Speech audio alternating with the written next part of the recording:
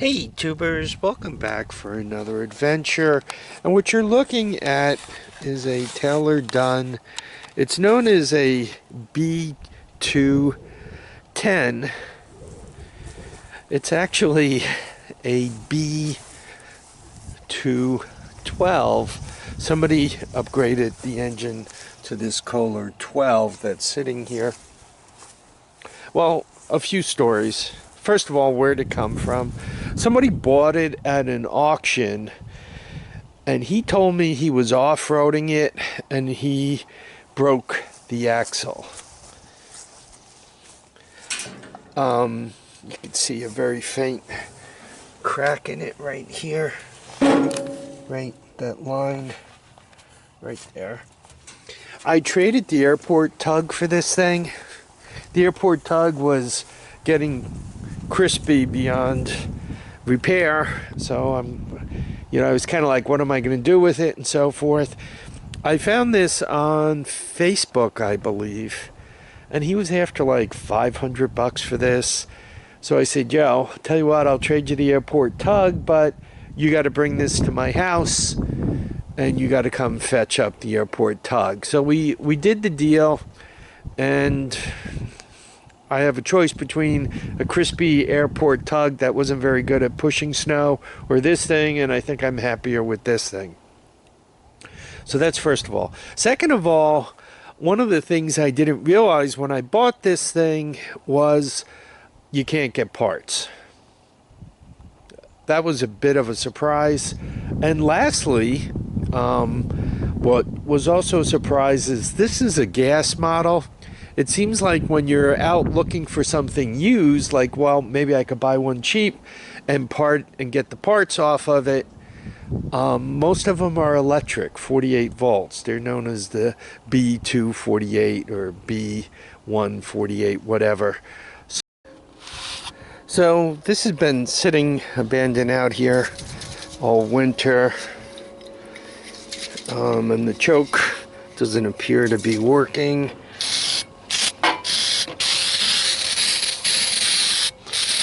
So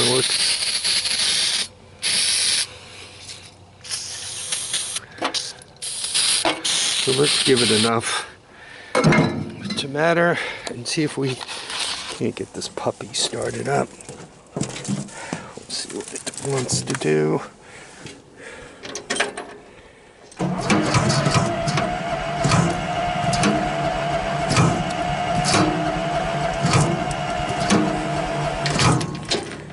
Well, that's not a good sign, is it? By the way, this has 2,700 hours on it. The can of starting fluid's beginning to run down a little bit, so that's not helping.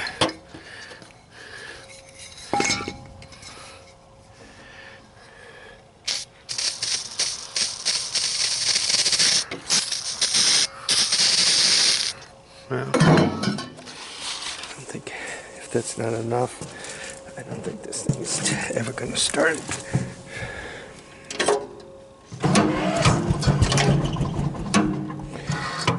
We got a little something.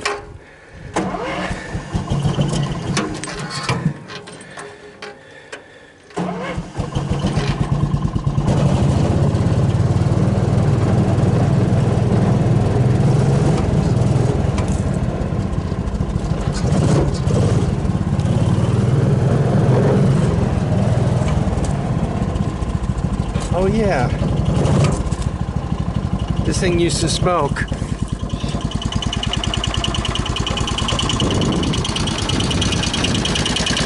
Let's let it run for a few minutes, warm up, and figure out how I'm going to get this out of here. It only goes backwards. Just want to mention this thing rolls like a brick. Yeah, I'm winded. And it only goes backwards.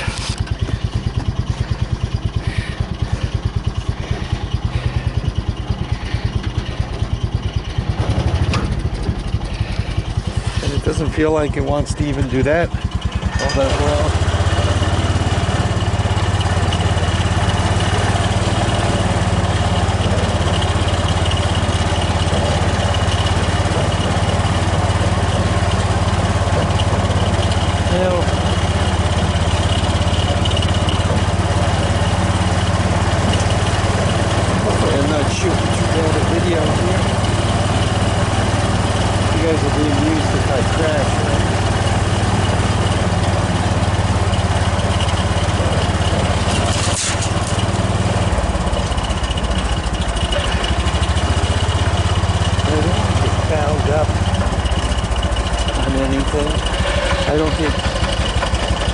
choices.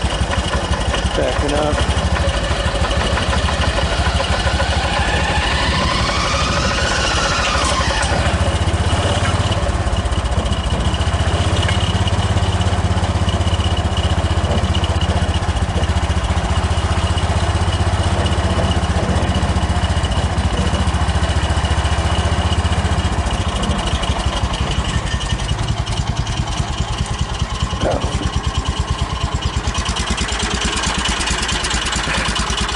Well, it's down here. I'm going to roll it into position, jack it up. Let's see what it's going to take it apart. Okay, so here we have it. We managed to get it down to the driveway in one piece, and we jacked it up, and I'm just figuring out what's going on here.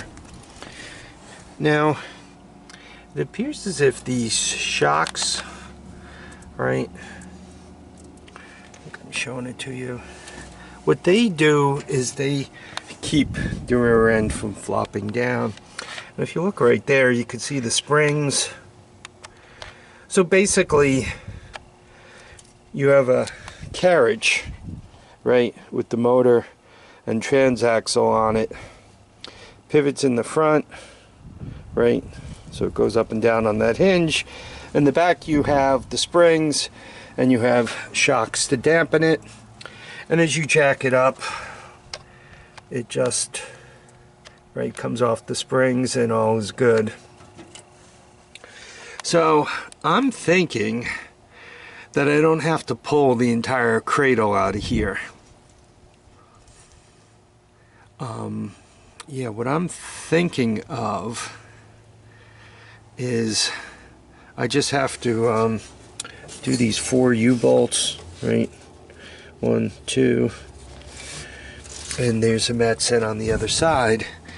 Get the tires off, get the brake cables off, and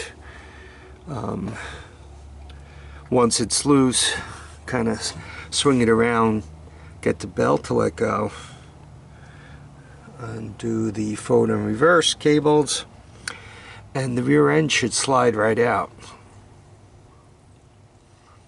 I don't have to get to the point where I tear the whole thing apart. One of these situations though I'm running on, I just have it jacked in the back so I could look at it. I'm not going underneath it yet. But as hopefully I can support it somewhere around there, right? Given the weight of the engine isn't on the tail or Dunn, it's just kind of on the ground sitting on the tires. When I take the tires off, it'll be sitting on the brake drums. I think I could just set up some blocks and wood in the center and use that to kind of support it. Maybe put it just in front of that pivot right there. You could see from just riding it down that the crack in the case, I'm showing it to you right there, has gotten worse. I think you guys can see that pretty well. I'm thinking once again, I think this thing had problems and it was brought to auction and sold. Maybe it was skipping a little bit or something like that. He said that he hung it up on a rock and broke it. Not only can't I see any indications of that on the case, because the case is, see this cross member here and back there. I mean, the case is fairly well protected, first of all, and I really can't see how you could get to it, and I don't see any damage on it. So I kind of have the feeling he was fooling around. He might have got it bouncing, and there was some play in those gears, and the gears went crooked, and the engine torque just drove the crooked gears in and popped the case out. I think the case is pushed out.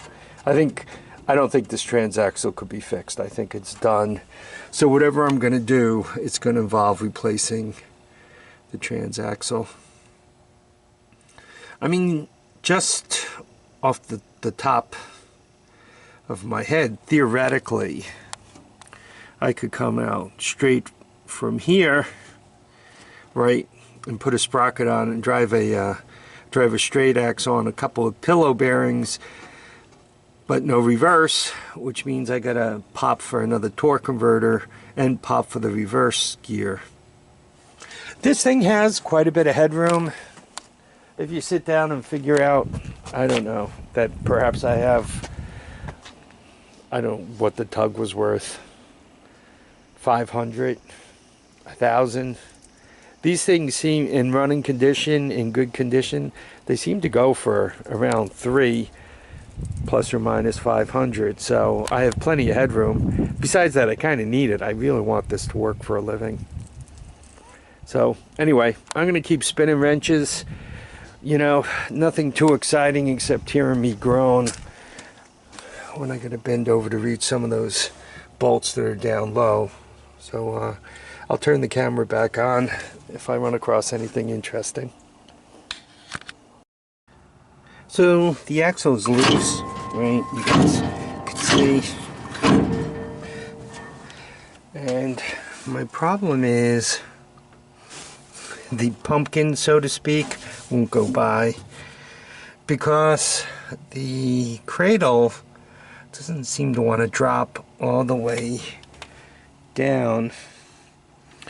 And I have it suspended right there, and it's kind of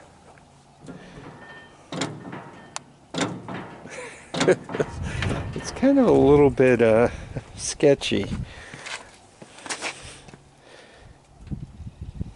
So I'm going to spend a few minutes studying this and all. I also have some other junk I got to get around to, so I think I'm going to wrap this video here. So for tomorrow, and it's actually kind of big progress, one way or the other, that transaxle will be out. I just might have to undo the bolts there and there and take the whole cradle out. I'd really rather not, but I don't know what's hanging me. Well, no, that's all loose. The brake lines aren't holding me up. Yeah, I'm not sure why I'm hung up. It should, oh, actually I do see why it's hung up. Right, part of the engine cradle is touching the wood right there. If I reset that, I could probably drop it lower. Anyway, next time you'll see this thing, the axle will be loose and the replacement will be sitting right alongside of it, and we'll be able to hopefully get some idea on, is this gonna go in easily or not. You know, there's a bunch of annoying things that kind of tie up space. Like, you see that motor mount there? This is kind of like real close to it, and you kind of need that. So, you know, I mean, one could trim off, maybe get a ½ an inch off of that, but you're also looking at a lot of work, and now you're starting to make things weaker. So anyway, yeah, I'm just hoping that the other rear axle smashes right in there. You know, it's it'll almost be easier if it's kind of like a no way, and then you got to redesign and just start fresh. If it's almost, the almost is always seems to be more work, because then you're, you know, oh, if I just grind this off a little bit, if I just kind of off center it a ½ inch, right, you start playing those kind of games. But we'll see tomorrow. Anyway, I want to thank you all for dropping by to watch and comment and subscribe. Please remember to keep your feet down, your heads up, and make sure you get out there and enjoy each and every day. Bye now.